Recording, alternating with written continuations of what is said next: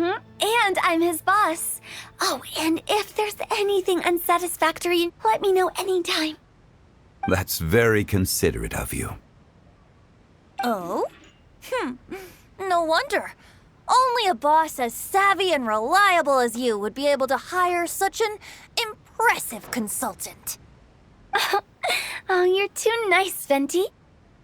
Not to brag, but our consultant truly is impressive.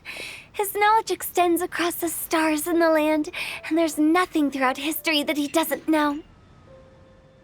From the sophisticated way he speaks, it's hard not to suspect that he could very well be an adeptus in disguise.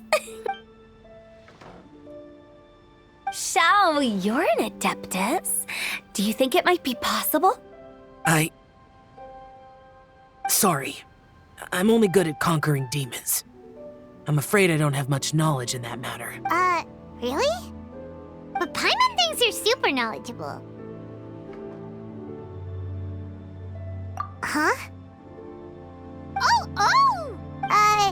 Xiao's a warrior.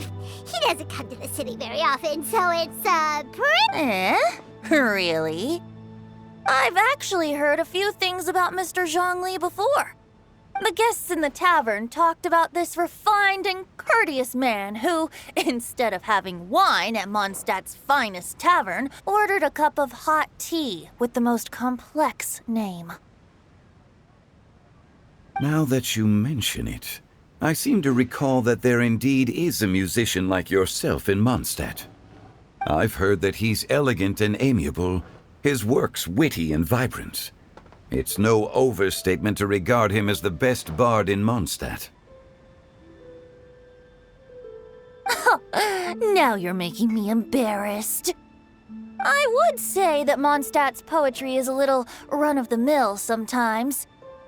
There's one I heard a while back that went, "The old house is renewed, welcoming the spring breeze, awakening old memories." The meaning's there, but the word choices are unimaginative, and there's a distinct lack of literary flair. I think so too.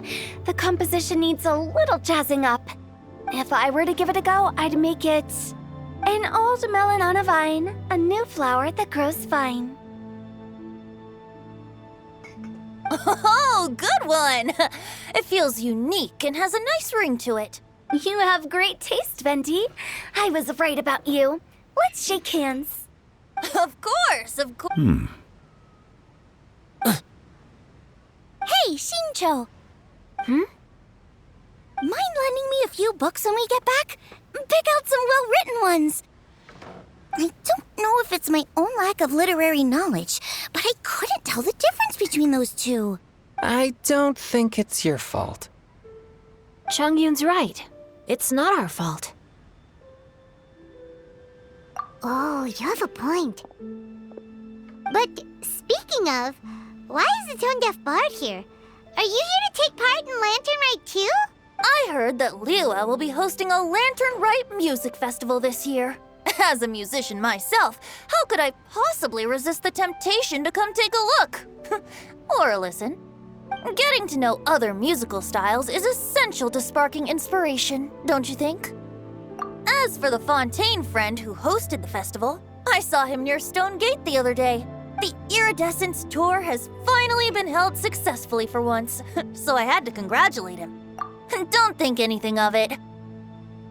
By the way, I was watching as you entered Shinyue Kiosk, but no one seemed to notice me.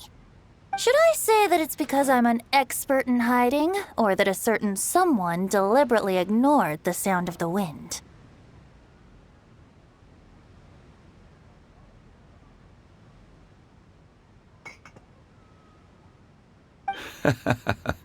Whenever Lantern Rite comes around, Liua Harbor becomes bustling with activity. People are all busy watching the lanterns and strolling around the shops, and they might just go travel somewhere on a whim. It is rather difficult to predict another's whereabouts. The festival is in full swing and proceeding smoothly, and we're all gathered here with friends, new and old. This is no doubt a wonderful occasion worth celebrating. To come together with all of you at the beginning of the year, one can't help but be filled with joy. In a moment like this, I propose we raise a glass together.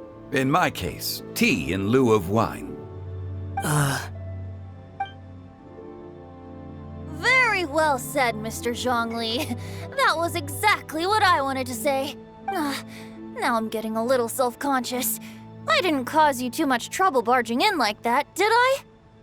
We usually drink wine during occasions like this over in Mondstadt, but since Mr. Zhongli insists on drinking tea, I'll give a toast with tea too. Everyone, thanks for the treat. You're welcome. As the host of this gathering, I hope everyone enjoys the food and drinks. May this year be better than the last. Considering that everyone may have other matters to attend to later, sticking to tea seems like a good idea. All of a sudden, they started proposing toasts. What's with the urgency?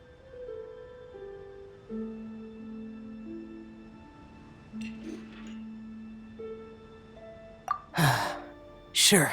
Have you two finished eating? It's always nice to have a breath of fresh air after a meal. Helps with digestion. Paimon will come too. Yeah? Okay then. Don't forget to come back.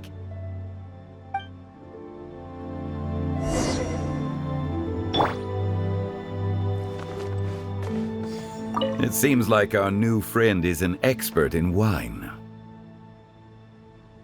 I deserve no such praise. I only drink for fun. It's nothing compared to your expertise. I'm glad we're only having tea today. What if I got drunk and said something nonsensical? I'd surely become an object of ridicule to someone I've just met. No such thing. I wouldn't dare disrespect the director's guest.